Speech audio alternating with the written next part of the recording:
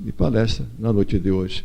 Hoje nós temos a alegria e a satisfação de ter mais uma vez em nossa tribuna nosso companheiro Adriano Greca, que vai nos trazer a mensagem da noite. Adriano Greca, você já conhece, ele faz parte da Federação Espírito Paraná, um dos diretores lá, e hoje nos dá a alegria de tê-lo conosco. Com a palavra, amigo. Regula bem com isso.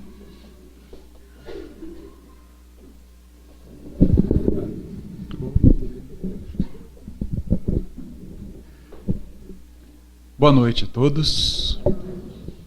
Que Jesus nos abençoe e nos permita aprendermos juntos, estudarmos juntos mais uma lição do seu Evangelho, e hoje especialmente do Evangelho segundo o Espiritismo, num tema que, quando nós nos debruçamos para estudar esse tema um tanto mais, acabamos percebendo como esse tema é importante. Colocamos aqui na forma de uma pergunta, mas o nosso objetivo nessa noite é que nós possamos sair daqui entendendo como é importante praticarmos essa virtude, a virtude da indulgência. Para isso, naturalmente, nós vamos acessar aquilo que os benfeitores espirituais, através dos médiuns, colocaram, definindo essa virtude. Vamos então entendê-la, a fim de que nós possamos trazê-la para as nossas vidas. Nós sabemos também, aprendemos com a doutrina, que a virtude que não se vive, ela vai como que murchando em nós.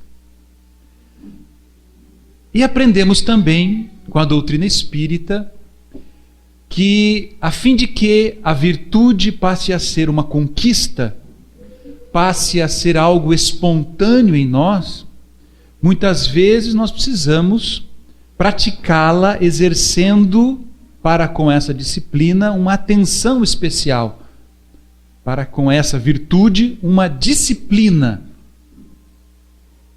Assim diz o benfeitor Emmanuel, que a disciplina antecede a espontaneidade. Nós, num primeiro momento, nos disciplinamos. Eu vou acordar toda manhã às 7 horas da manhã, vou acordar... 7 horas não, que está muito tarde, né? Às 6 horas da manhã, eu vou acordar todo dia às 6 horas da manhã, porque eu tenho um objetivo. Então eu me imponho essa disciplina. E ao me impor essa disciplina, quando eu consigo cumpri-la por um determinado tempo, ela se transforma em algo espontâneo. Naturalmente, a gente vai incorporando este hábito, né? Vai incorporando o hábito, ele então passa a fazer parte de nós. Quando eu me imponho uma disciplina, esse é o primeiro passo. Eu me impor uma disciplina. Eu me obrigo a fazer tal coisa. Daí a importância da vontade, do verdadeiro querer, né? Eu quero fazer algo, eu considero aquilo importante, eu me imponho uma disciplina e eu conquisto aquilo que eu me propus. Assim também acontece com as virtudes. Ninguém se transformará num virtuoso, seja qual for a virtude, se nós não nos impormos nesse estágio que nós nos encontramos do nosso desenvolvimento espiritual, do nosso progresso intelecto-moral. Eu preciso praticar aquilo com uma certa disciplina, trazendo aquilo para a minha vida. Tem gente que usa de subterfúgio, de recursos, e coloca no espelho do quarto uma frase, né? Tem gente que amarra uma fita no braço, E os mais esquecidos amarram a fita no braço e depois falam assim, meu Deus, por que será que eu amarrei essa fita no braço? É porque aquela vontade ainda não é tão forte. Mas a disciplina antecede a espontaneidade. E isso acontece em todas as virtudes. Eu preciso me impor uma disciplina para que aquilo se transforme em algo natural na minha vida. Aprendemos com a doutrina espírita, o seu principal lema está lá no Evangelho segundo o Espiritismo. Fora da caridade não há salvação. É importante entendermos, né, porque em outros tempos falava-se ou imaginava-se, mas se nós retornarmos lá à Idade Média, a partir da Idade Média, houve um momento em que se dizia assim, fora da igreja não há salvação. O Espiritismo substitui isso e coloca que a caridade é que vai nos levar a esta salvação, que não é nada mais, nada menos do que um estado de consciência tranquila. Um estado quando nós nos ficamos pacificados, quando nós colocamos a nossa cabeça no travesseiro à noite, nos sentimos bem, porque nós estamos em paz conosco mesmo. Fizemos tudo aquilo que está ao nosso alcance. E, portanto, podemos também olhar a Deus, podemos orar a Deus. E nos sentimos bem, não nos sentimos em débito para com a divindade, porque estamos em paz com a nossa própria consciência. Esta é a salvação. Porque não estamos, conforme a doutrina espírita nos explica, não nascemos condenados. Não estamos previamente condenados e lutando por uma salvação que virá, segundo alguns acreditam, simplesmente por afirmarmos a nossa crença. Então a gente diz, eu creio, já estou salvo. A doutrina vai dizer que a caridade é que vai nos dar, a vivência da caridade é que vai nos dar esse estado de consciência bastante tranquilos, uma consciência tranquila, que vai nos permitir enfrentarmos qualquer momento, a qualquer tempo, a nossa própria consciência. Mas Allan Kardec, em O Livro dos Espíritos, questiona, já que a caridade é tão importante, ele vai questionar os espíritos. Qual é o verdadeiro sentido da palavra caridade? Como a entendia Jesus? E os espíritos, então, que trabalharam na codificação, respondem: benevolência para com todos,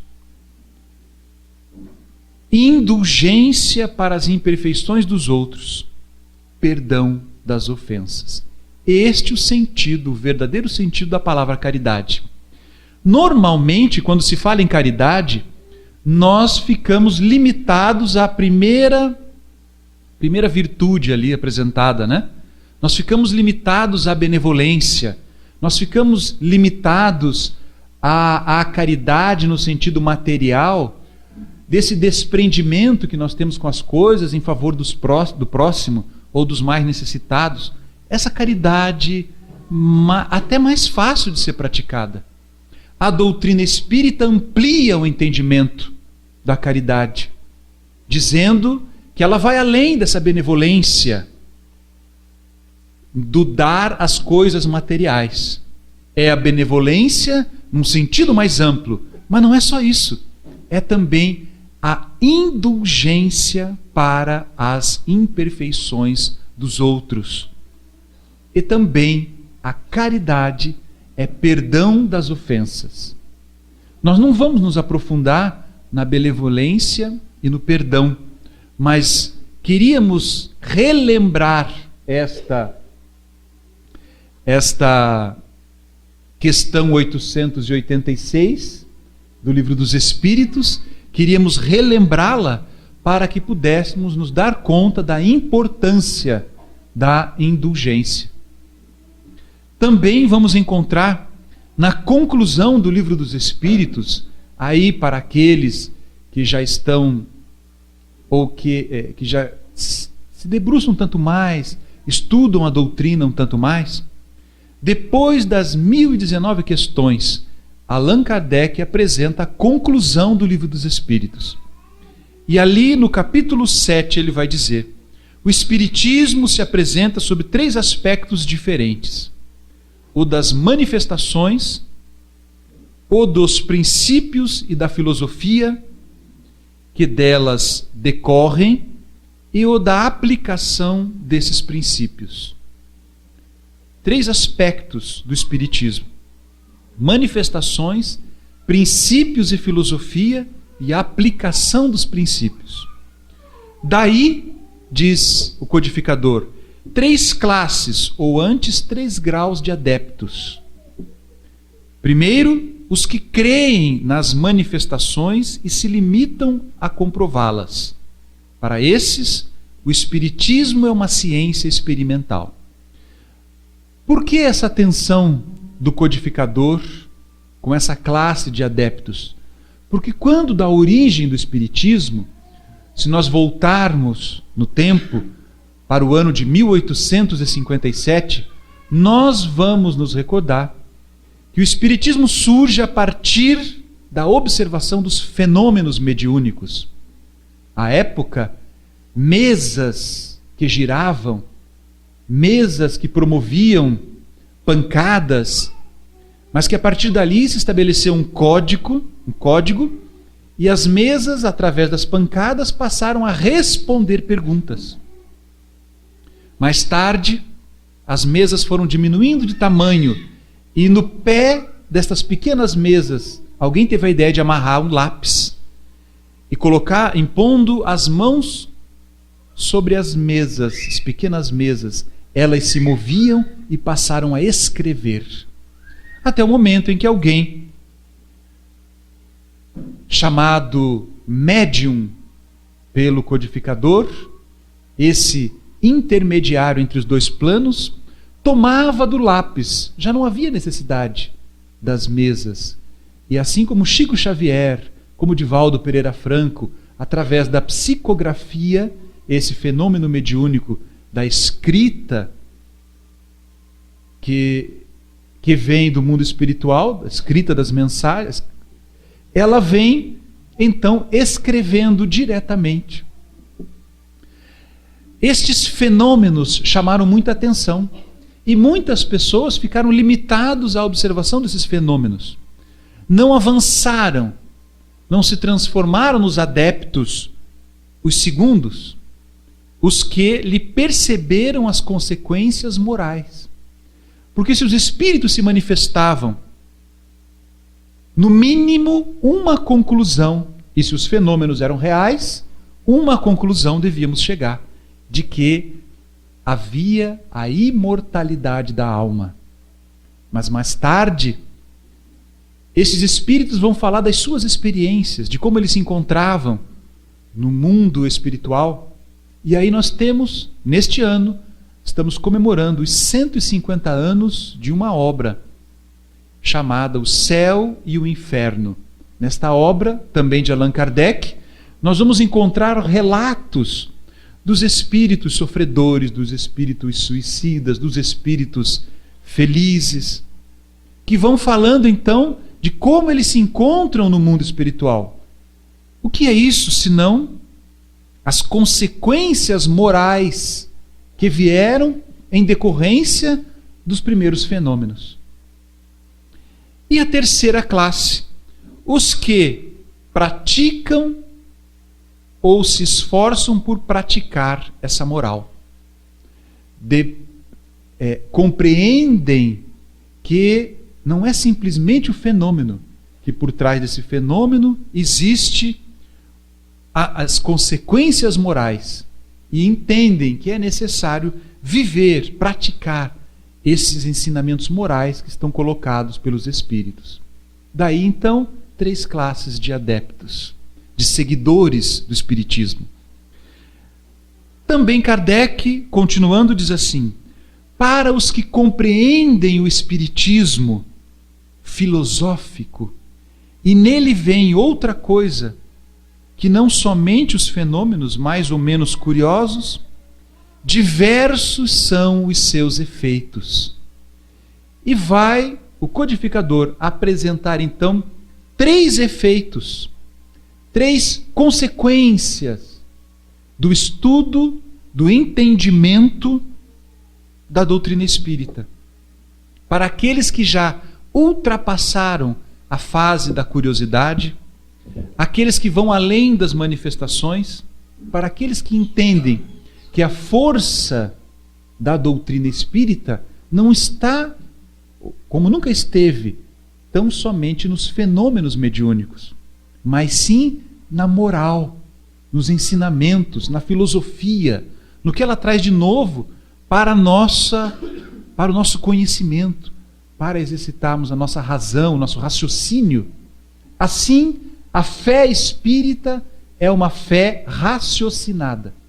A gente não acredita na reencarnação, por exemplo, simplesmente porque alguém disse que a reencarnação existe. Não. Nós temos que parar e pensar, meu Deus, se Deus é soberanamente justo e bom, como todas as religiões dizem, se Deus é Pai,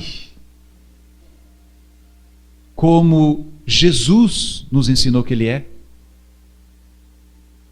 que filosofia é mais bondosa e justa? Aquela que, ao término de 50, 60, 70, 80 anos, às vezes muito menos do que isso, determina, estabelece um destino que pode ser um destino de felicidade, mas por outro lado, também pode ser um destino de infelicidade eterna. Será que 50 para uns, 40 para outros, 3 para outros, pode ser suficiente para determinar a minha eternidade? Será que essa filosofia é mais coerente com a ideia de soberana justiça e bondade que nós fazemos de Deus? Ou será que a ideia da reencarnação, que nos dá então a oportunidade de vivermos novas e sucessivas vidas, aprendendo um tanto mais, mas sofrendo também as consequências dos nossos erros, diante de uma lei que é uma lei educadora, que nos educa. Então, quando a gente reprova na escola, a gente aprende a lição. Eu preciso me dedicar mais, eu preciso me esforçar mais nessa área ou naquela outra. Então, eu aceito e eu entendo que a reencarnação é uma realidade porque eu raciocino. Eu preciso construir a minha crença e não acreditar porque alguém disse que é assim. É preciso a fé raciocinada. Quem faz esse caminho, então? Kardec, na conclusão do Livro dos Espíritos, vai dizer que 3 efeitos acontecem com quem entende a doutrina espírita na sua filosofia. Primeiro, desenvolve o sentimento religioso. Entende a religião não como um compromisso semanal que eu tenho que ir lá para ficar quites com Deus, né? Então eu vou lá todo domingo às 10 horas da manhã, ou então toda quarta-feira às 8 da noite, né? Eu tenho que ir lá, pronto, agora, ó, Deus, já fui, hein? Né? Já tô quites. Que eu tenho que fazer esse ou aquele movimento, atender aquele ritual e eu estou quites. Não. O sentimento religioso, a religião, na sua essência, quer dizer religare, religar o homem a Deus. Eu vou viver a religiosidade porque eu preciso me encontrar de novo com o Pai, com o Criador. Quando eu faço isso, eu me aproximo de Deus, que é a fonte de todas as virtudes. Quanto mais próximo eu estiver de Deus, mais eu me sinto bem. Então, o desenvolver do sentimento religioso não é algo que eu precise mostrar para ninguém, é uma questão íntima. Não adianta eu colocar a camiseta, o adesivo no carro, se na minha intimidade eu sou incapaz, por exemplo, de orar, pedindo a Deus que nos abençoe, que nos dê forças. E se eu não estou bem perante a minha própria consciência e a divindade? O sentimento religioso verdadeiro é isso. Então, quando eu entendo a doutrina espírita, desenvolve-se o sentimento religioso. Quando eu entendo a doutrina espírita, o segundo efeito, diz Kardec, quase tão geral quanto o primeiro, é o de desenvolvermos a resignação nas vicissitudes da vida. A resignação.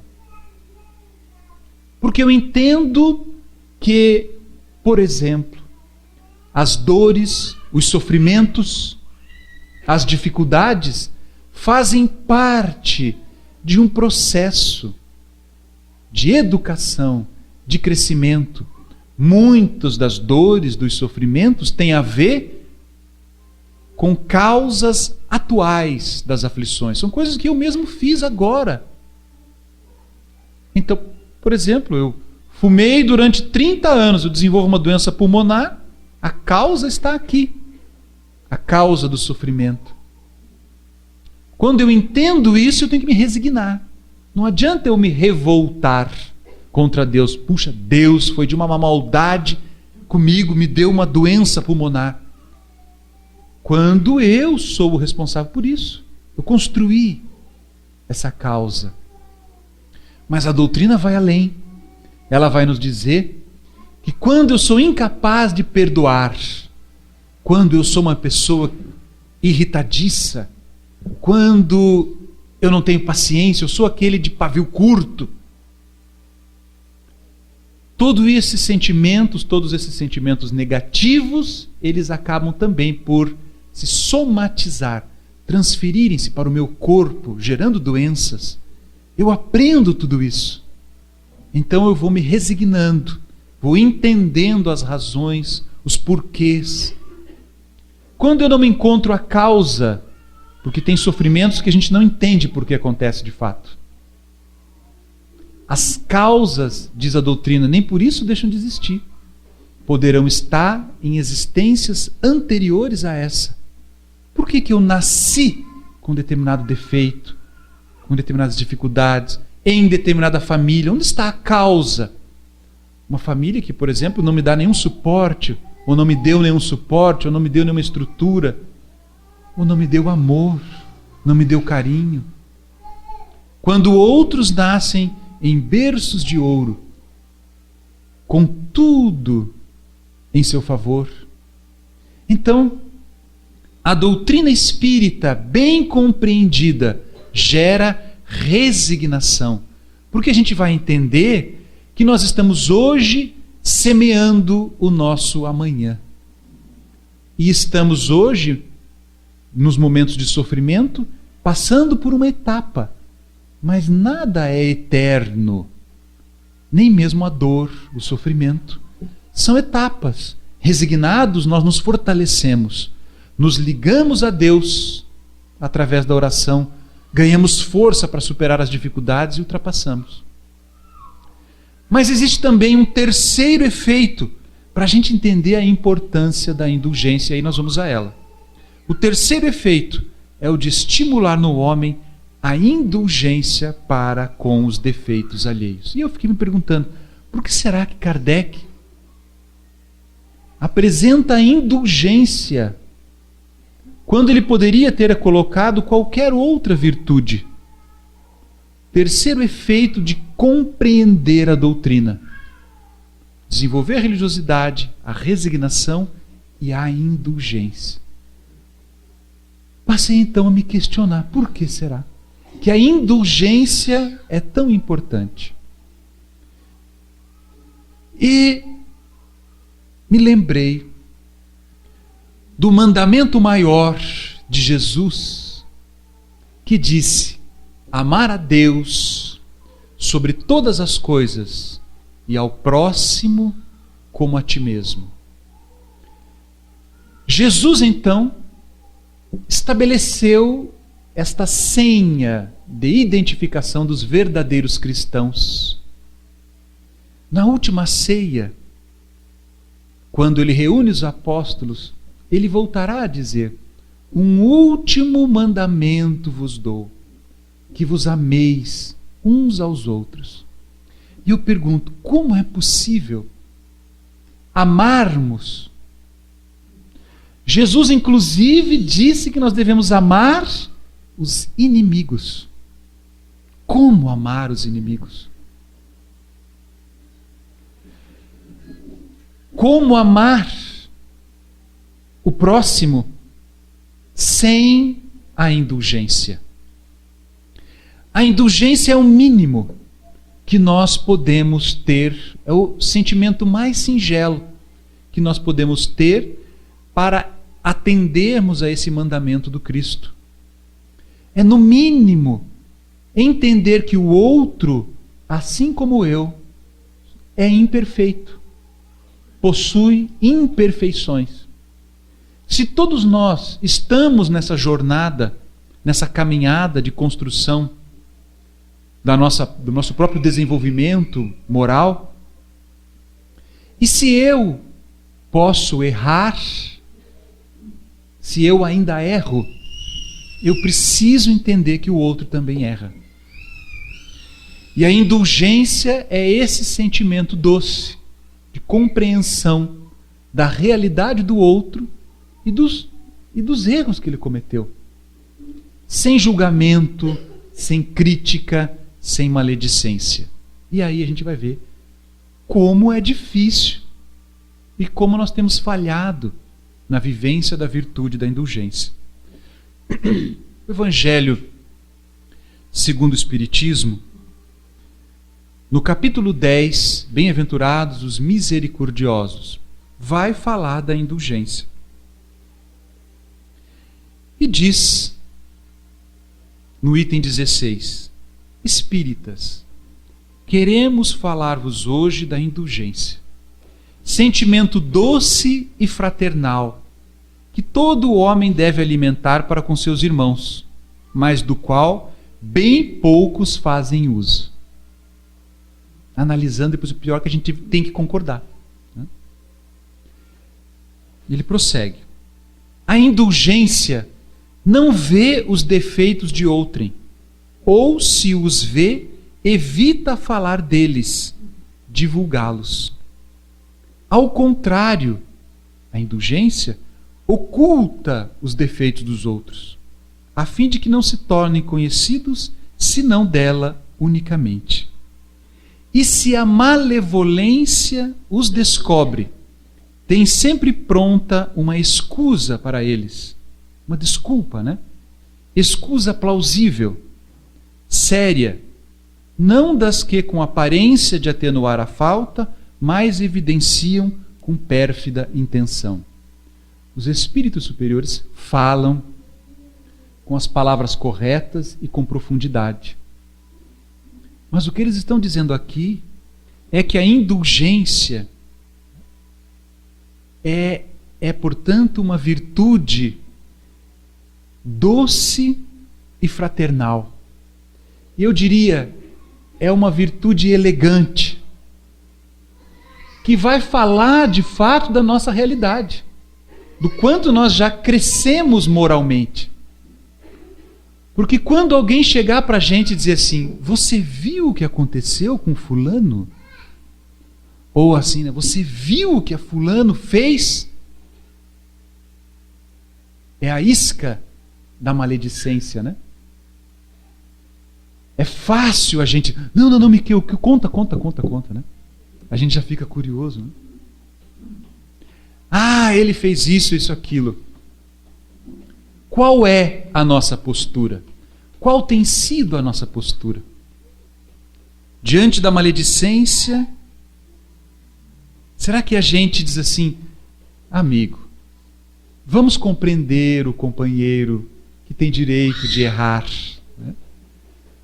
Ou será que a gente diz assim, eu sabia que ele isso não é nada, ele já fez isso, já fez aquilo, já fez aquele outro.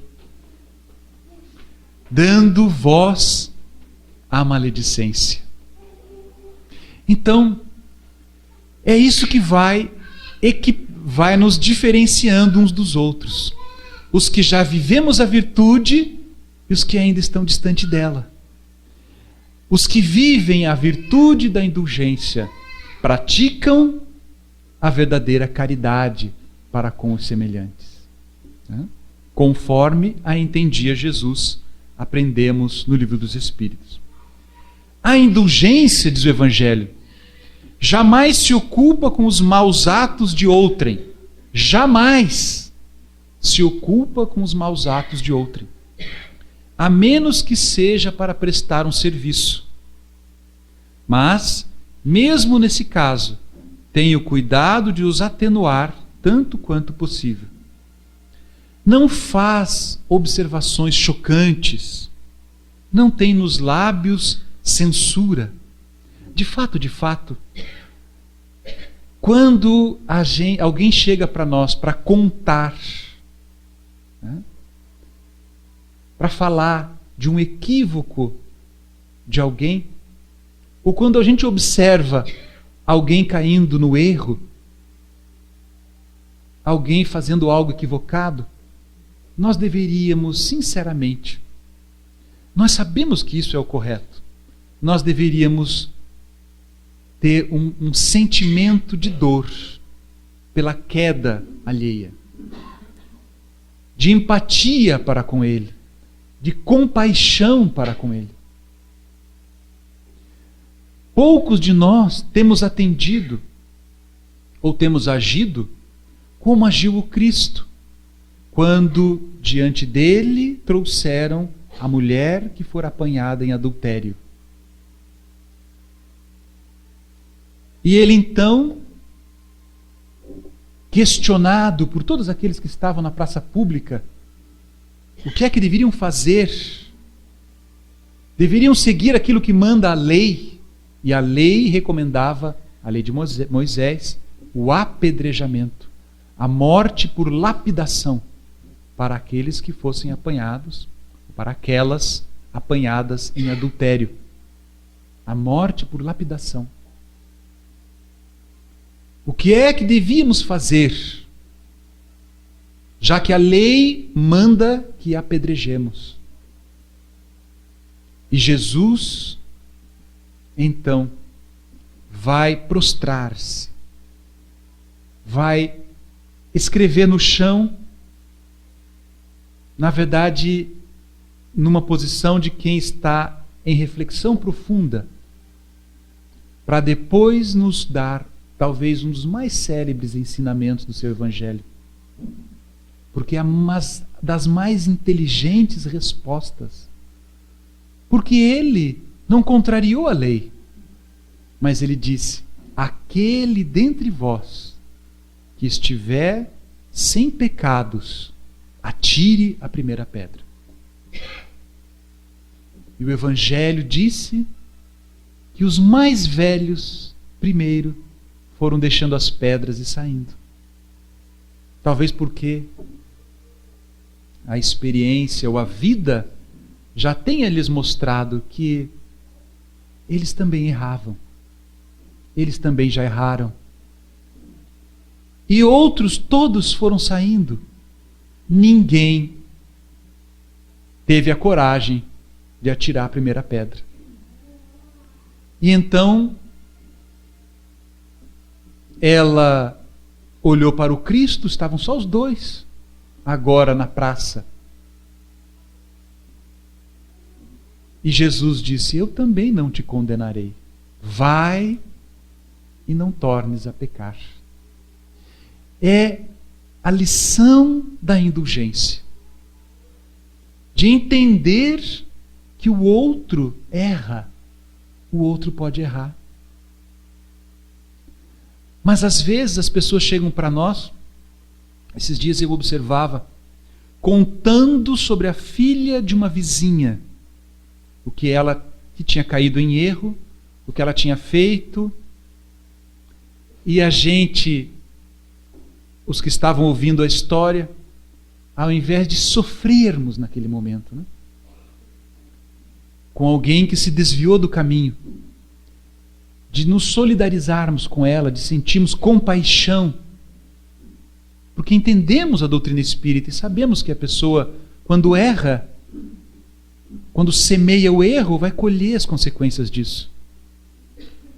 Mas nem sempre nós agimos assim. Quase sempre a gente diz assim: eu sempre soube que ela nunca me enganou, né? Eu sempre soube que ela não era a flor que se cheire. E a gente vai alimentando a fofoca, a maledicência, sem nenhum conhecimento de caso. Há uma história muito antiga, vocês devem conhecer, das 3 peneiras de Sócrates, né? Quando dizem que um amigo chegou para o Sócrates assim: Sócrates, você soube o que aconteceu com fulano? Ele disse: eu vou te contar. Ele disse: não, antes de me contar, você já passou pelas 3 peneiras? E Sócrates disse assim, e o cidadão disse: 3 peneiras? Mas o que é isso? Primeiro, a peneira da verdade. Você tem certeza que o que estão te dizendo é verdade? Se passou por essa peneira, a segunda, a peneira da bondade. O que você vai me contar vai agregar algo positivo? É algo benéfico, benevolente? Vai promover o bem ou vai promover o mal? É a peneira da bondade. E se essas 2 não foram suficientes para fazer com que a gente se cale, vem a terceira, que é a da utilidade. É útil para alguém? Vai servir para alguma coisa? Então, se nós passarmos por essas 3 peneiras, nós vamos ver que dificilmente alguma coisa se sustenta. E quando nós começarmos a agir como disse Kardec, os espíritas que já conheceram, já entenderam a mensagem, né? Que já foram além dos fenômenos, daquilo que é o curioso, nós vamos começar a questionar as pessoas que chegam para nós para trazer porque a gente não fofoca, não, a gente só troca impressões sobre a vida alheia, né? Dizem uns que não, a gente não fofoca, só estamos trocando aqui algumas impressões, algumas ideias sobre a vida dos outros. Quando alguém vier para a gente diz assim: você tem certeza que é verdade isso que você está me falando? Já vai começar a ver. Isso vai nos preservando de nós nos encharcarmos com coisas negativas que não. E isso vai nos diferenciando. Por isso, Kardec disse que é tão importante a indulgência. E por isso a indulgência é caridade. Porque é caridade para com o próximo. Quando a gente não apenas não comenta, não aumenta, mas, como diz o Evangelho, sobretudo, a gente ainda tem o cuidado de atenuar, tanto quanto possível, aquela fofoca que chega para nós. Quando criticais, prosseguindo o texto, né? Que consequência se há de tirar das vossas palavras? Há de que não tereis feito o que reprovais, visto que estáis a censurar, que valeis mais do que o culpado. Porque quando a gente só critica, só censura, eu me coloco numa postura de superioridade. Como se eu tenho o direito de criticar. Então o Evangelho não recomenda. E conclui José, o Espírito Protetor, né, em O Evangelho segundo o Espiritismo, capítulo 10, item 16. Ó homens, quando será que julgareis os vossos próprios corações, os vossos próprios pensamentos, os vossos próprios atos, sem vos ocupardes com o que fazem vossos irmãos? Porque muitas vezes nós pecamos também em pensamento, mas não temos a coragem de executar o fato, de fazer. Mas isso não nos coloca em uma posição de grande superioridade em relação àquele que fez. Porque às vezes nós só não fizemos por falta de oportunidade, ou então porque tinha alguém vendo. Vejam como são as coisas, né? Quando será que julgareis os vossos próprios corações, os vossos próprios pensamentos, sem vos ocupardes com o que fazem os vossos irmãos? Quando só tereis olhares severos sobre vós mesmos? Lembremo-nos também daquele outro ensinamento de Jesus. Olhar é o da trave e do cisco, né? Trave e o argueiro, que é um cisco. Não julgueis, diz Jesus. E ele diz que cuidai de ver primeiro a trave no teu olho, mas antes de olhar o cisco no olho do outro. Quer dizer, nós temos um baita pedaço de madeira no nosso olho e estamos preocupados com o cisco no olho do outro. Jesus disse isso.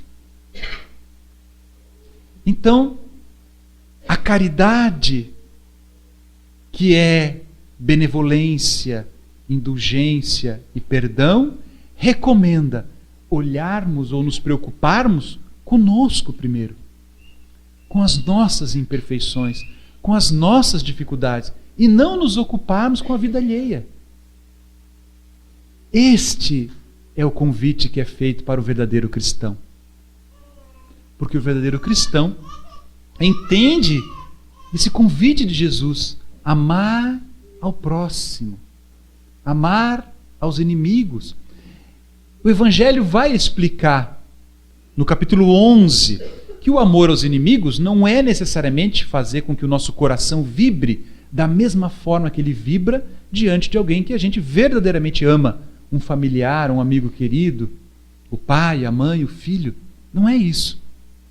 Mas amar o inimigo poderá ser para nós, num primeiro momento, não julgarmos, não sem conhecimento de causa, não condenarmos, não criticarmos, entendermos e compreendermos que os outros são tão imperfeitos quanto nós mesmos somos. Sede indulgentes, meus amigos, diz o Evangelho, porquanto a indulgência atrai, acalma, ergue, ao passo que o rigor daquelas pessoas intolerantes, porque o indulgente é intolerante com os erros alheios, com os equívocos alheios. Não tolera nenhum erro.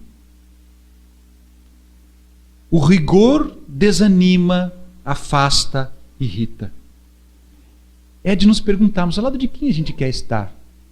Ao lado de quem nos compreende, ao lado de quem nos dá uma nova chance, não nos condena num primeiro momento, ao lado de quem, quando a gente cai, tropeça, vem e nos dá a mão para a gente se erguer.